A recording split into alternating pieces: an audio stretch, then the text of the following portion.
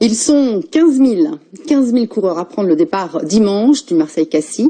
Parmi eux, 500 participants vont endosser un dossard solidaire. Cette année, la course mythique s'est associée à 4 associations humanitaires par l'intermédiaire d'une plateforme internet de collecte de fonds. Esmeralda Terpero, Alban Poitvin.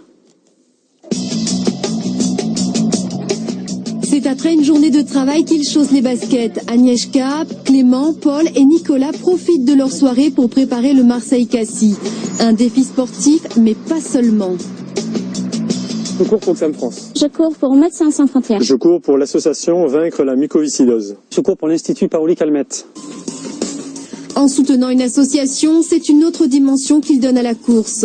Nicolas rend hommage notamment à sa mère, emportée par le cancer alors qu'il avait 13 ans. C'est une façon à moi de cracher ma haine. Voilà, je me bats. Certains se battent avec des armes. Moi, mes armes, ce sont mes baskets. Je choisis Médecins sans frontières parce que cette idée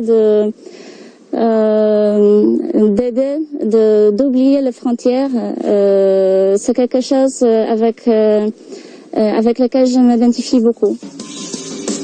C'est une histoire personnelle. Il y a 18 ans, notre fille aînée avait eu quelques tests à la naissance qui n'étaient pas forcément très probants. Au final, il s'est avéré que les tests étaient bons et on s'était inquiété à tort. Dans ces événements, on a envie de s'engager. Donc c'est vraiment un engagement moral sur cette course qui est mythique. Cette association-là, je la connaissais pas, mais tant mieux que je la connaissais pas. Je suis pas le seul à ne pas la connaître. Je vais la faire découvrir à d'autres en même temps que courir pour elle. La compétition est importante, mais à leurs yeux, collecter des fonds a plus de sens. Tous ont déjà atteint leurs objectifs. Donc 500 € est atteint et bon, j'espère qu'on va dépasser les objectifs qui ont été fixés. Comme eux, ils sont 500 coureurs solidaires engagés via une plateforme de collecte. Pas moins de 25 000 € seront ainsi reversés aux associations partenaires de l'événement.